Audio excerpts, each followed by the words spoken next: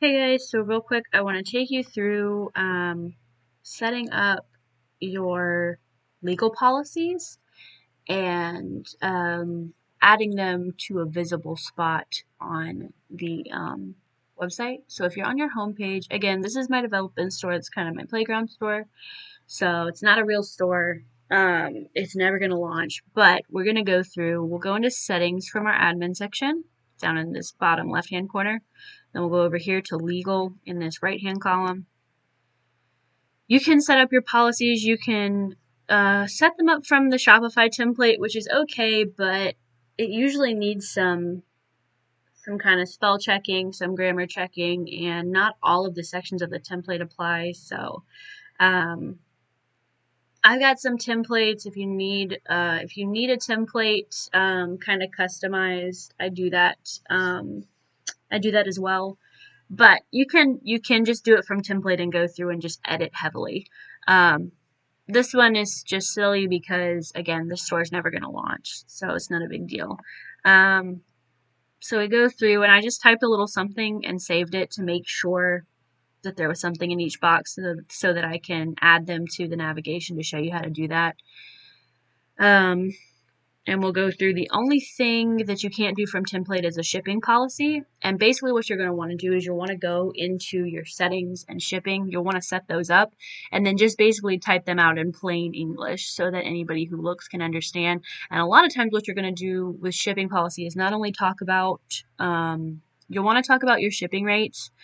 You're going to talk about where you ship. So like if you don't ship outside of the US or you don't ship out of the contiguous United States, that's something to note. If you do ship internationally, which countries do you ship to? Because shipping internationally doesn't necessitate that you ship to every country. So you'll want to list the countries that you do ship to or the ones you don't ship to. Usually I go with whatever list is shorter in terms of that. And then you'll also want to talk about shipping time. So if you're shipping in the United States, maybe it takes up to 7 days, and if you're shipping internationally, it may take up to a month, or whatever. You'll want to put all that out that way. In the case that are drop shipping or whatever, something like that. Oops, sorry. If you're drop shipping or something like that, your customers aren't getting angry because they're expecting their product to be there in 2 days and it takes 3 weeks. You want to make that really clear, and you can save yourself from having to do refunds and stuff as long as you can make it really clear what the policies are.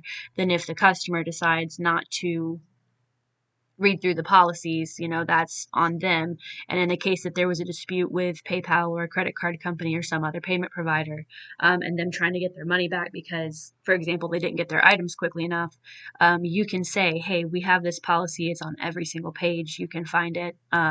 And we're really clear about how long it takes to ship things. So in terms of I know a lot of people do drop shipping, like from China and stuff, that can take 3 to 4 weeks to get your item. And it's really important to tell buyers that up front. We don't want to obfuscate the truth in terms of shipping time. So really, this is what the customer will be looking for. The shipping policy when they're looking for shipping times. And also, if you do have long shipping times, that's not necessarily an issue as long as you're being, again, upfront about it. So I would not only have the policy and put it in the footer like I'm going to show you how to do in a second, but I would also put your shipping times in your product pages, especially if you have products that are going to take longer to ship than, let's say, like a week or two.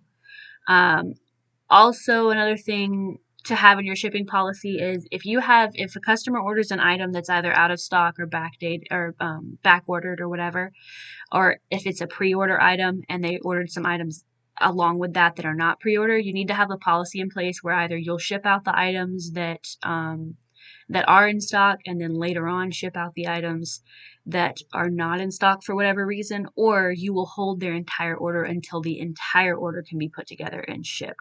That's another thing that needs to be covered in your shipping policy because people will ask you about that.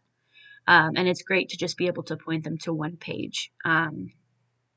So anyways, we've added our little policies.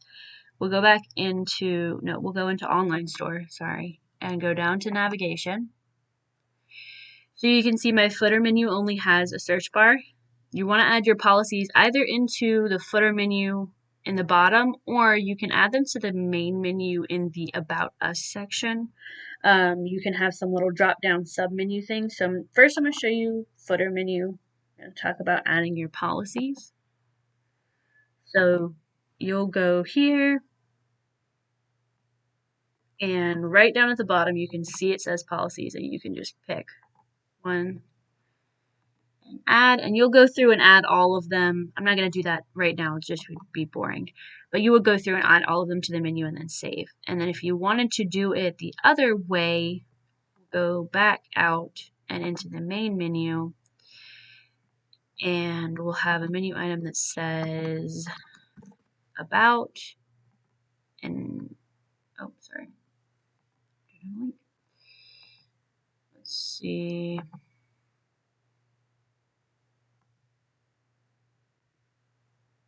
Let's just pretend I have an About Us page. On this one, I actually don't, but whatever.